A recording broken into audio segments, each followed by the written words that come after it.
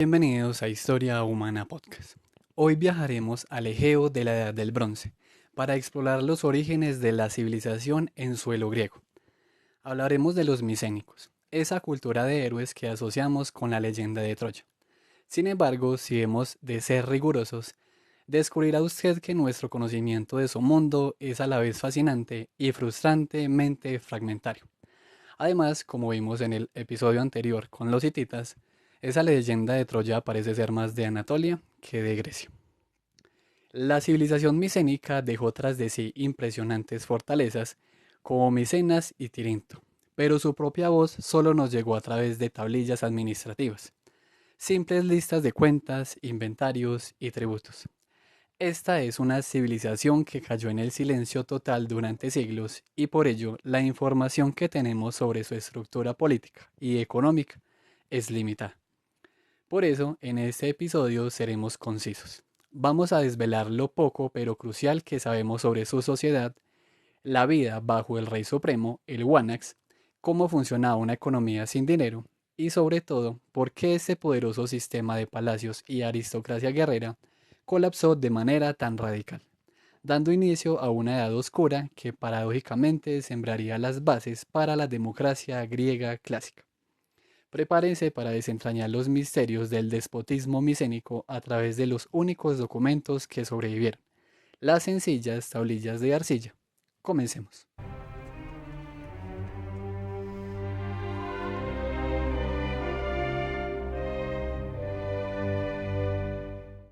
Imagine el Egeo a mediados del segundo milenio antes de Cristo. Es en este paisaje de islas y costas escarpadas donde florece una de las culturas más fascinantes y en muchos sentidos fundacionales de Occidente, la civilización micénica.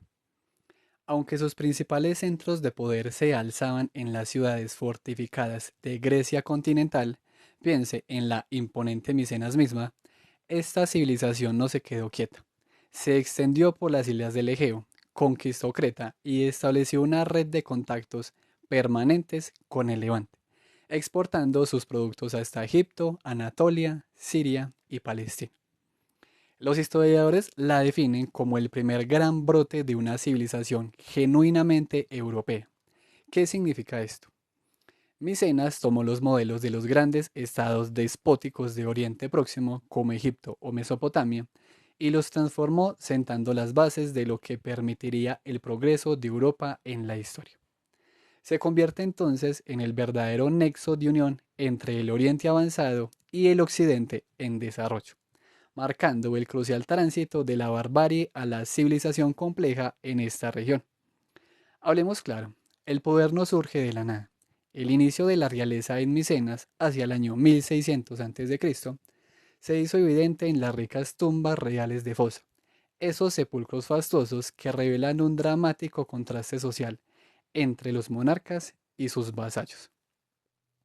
Gran parte del poder económico inicial de estos reyes pudo provenir de incursiones audaces, quizás de victoriosas racias en Creta, que no solo les proporcionaron botín, sino que también atrajeron a talentosos artesanos minoicos que terminaron trabajando en Micenas. Con el tiempo, estas tumbas de fosa serían sustituidas por las impresionantes y complejas tumbas de cúpula, conocidas como Toloi. Pero, ¿cómo era esta ciudadela? Micena era en esencia una fortaleza sólidamente fortificada. En su interior se alojaba el palacio real y las viviendas de los funcionarios, mientras que la mayoría de la población vivía en poblados aledaños. Piense en una especie de gran búnker aristocrático. Los micénicos se insertaron con habilidad en la densa red de intercambios orientales, un circuito comercial que fluía desde la materia prima, como el estaño y el ámbar de la Europa bárbara, ese bárbaro entre comillas, hasta sus productos manufacturados de exportación. Precisamente esta participación activa en el comercio permitió que la sociedad micénica se desarrollara sin la extrema concentración de poder que veíamos en Egipto o en Mesopotamia en episodios anteriores, manteniendo entonces una extensa clase media y una mayor autonomía para sus artesanos.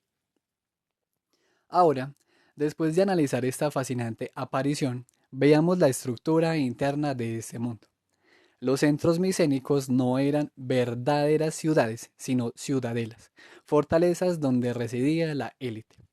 El papel central lo ostentaba el rey, el Wanax, que actuaba imitando los modelos de centralización que ya se observaban en las monarquías orientales. ¿De dónde sacaban estos señores su riqueza? De dos fuentes. La producción artesanal, controlada directamente por la administración del palacio, y las actividades marítimas que incluían tanto el comercio sistemático como una buena dosis de rapiña y saqueo. Para entender a Micenas debemos ser cautelosos con el mito. La épica homérica, como la historia de la guerra de Troya, no es un testimonio directo de lo que realmente ocurría en el segundo milenio antes de Cristo. Las estructuras sociales de Homero son posteriores. El verdadero conocimiento de su estructura interna vino con el desciframiento del Lineal B. Esto nos abrió la ventana a la perspectiva de los administradores palatinos. Las tablillas de arcilla revelaron una burocracia real sorprendentemente centralista. Campesinos y artesanos estaban integrados en una economía de palacio bajo el control estricto del rey. La jerarquía iba desde el Wanax, el rey supremo, y el Lahuajetas, el jefe militar, hasta los funcionarios y los artesanos. El sistema social y la tenencia de la tierra presentaban una estructura fascinantemente dual. Por un lado, estaba la élite palatina, dueña de las tierras privadas. Por otro, teníamos a las comunidades rurales o damos que constituían la base productiva. El damos era una entidad con poder jurídico, dueña de las tierras comunales, que concedía en usufructo. Aunque el palacio absorbía el excedente agrícola, el campesino libre dentro de la aldea mantendría una autonomía relativa. Este campesinado sería el elemento clave que determinaría el desarrollo económico que ocurriría tras el colapso micénico. Si queremos entender la dinámica de poder en Micenas, debemos aplicar grandes modelos teóricos. Una de las interpretaciones más poderosas es que esta sociedad funcionaba bajo un sistema similar al modo de producción asiático. Este modelo combina la existencia de comunidades aldeanas semi-autárquicas con un régimen despótico centralizado. Piense en la esclavitud generalizada, no de individuos encadenados, sino como la explotación del trabajo ejercida a través de las colectividades rurales. Esta mano de obra abundante se destinaba a grandes obras que mejoraban la producción general. La prueba, las construcciones ciclópeas, esas murallas masivas y la gigantesca obra de drenaje y desecamiento del lago Copais. Esto demuestra que los soberanos micénicos podían movilizar las fuerzas de trabajo de sus pueblos de forma autoritaria. Ahora, la pregunta crucial, si no había moneda, ¿cómo se tasan los impuestos y se distribuyen los bienes? El sistema financiero micénico se definía como finanzas basadas en productos básicos, totalmente controladas por la administración central. Para evitar la sustitución de un producto por otro, el palacio utilizaba un mecanismo muy ingenioso, la unidad compuesta de tasación. Era una tasa fijada en proporciones físicas e invariables de varios productos fundamentales, como cereales, aceite e higos. Este sistema aseguraba que el palacio obtuviera exactamente lo que necesitaba, garantizando la liquidez de sus obligaciones y raciones. Las tablillas de arcilla en Pilos y Nosos demuestran que el monto del impuesto para cada ciudad se calculaba aplicando una única ley fiscal con un coeficiente constante para cada producto. La monarquía micénica era un poder total.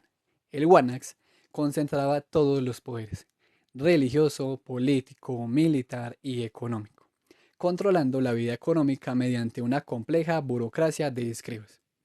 A diferencia de los palacios abiertos de Creta, el micénico era una fortaleza amurallada, un verdadero castillo que dominaba el llano y albergaba el tesoro real.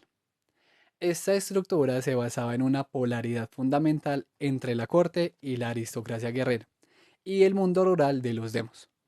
La totalidad de este sistema palatino se derrumbó con la invasión doria, y lo más importante es que nunca jamás se reconstituyó.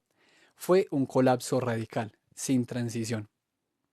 El título de Wanax, el Rey Supremo, desapareció por completo de la política y fue reemplazado por Basileus, un antiguo título de jefe local que tomó un nuevo significado. El lineal B, instrumento exclusivo de la burocracia palatina, se esfumó en la historia. Cuando la escritura reapareció, no solo era el alfabeto fénico, sino que servía a una función social radicalmente opuesta, la publicidad y la comunicación abierta.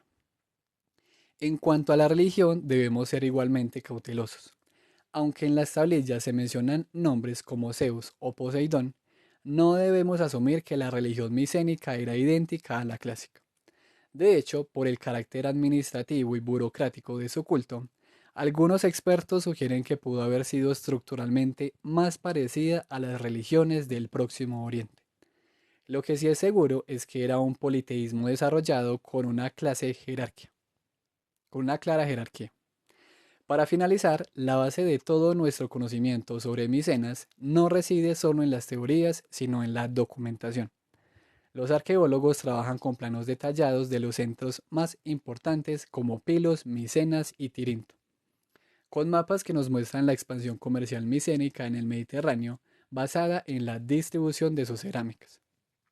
Y por supuesto, un lenguaje escrito con signos fonéticos e ideogramas, una instantánea de la vida económica que nos habla de un sistema de registro de raciones y tributos que duró apenas un año antes de caer en el silencio absoluto. El fin de la civilización micénica fue el fin del despotismo en Grecia. La destrucción de la ciudadela cerró este capítulo y permitió que la sociedad se reconstruyera sobre las premisas de la comunidad aldeana. Hemos llegado entonces al final de nuestro viaje por la Grecia de la Edad del Bronce. La historia micénica es en esencia la de un despotismo militar y económico, una estructura fuertemente centralizada que dominaba desde ciudadelas amuralladas. Pero su caída, marcada por la desaparición del rey Wanax y del complejo sistema de escritura, no solo fue una ruina, fue un punto de inflexión radical. El gran legado de la caída micénica no está en las grandes murallas, sino en la pequeña comunidad rural, el Damos, que sobrevivió al colapso. Cuando el poder central desapareció, las comunidades aldeanas que habían mantenido su autonomía relativa pudieron reorganizarse. Este fue el germen de un nuevo orden, uno que se alejaría del modelo oriental del palacio que siglos después vería el florecimiento de la polis y del pensamiento individual.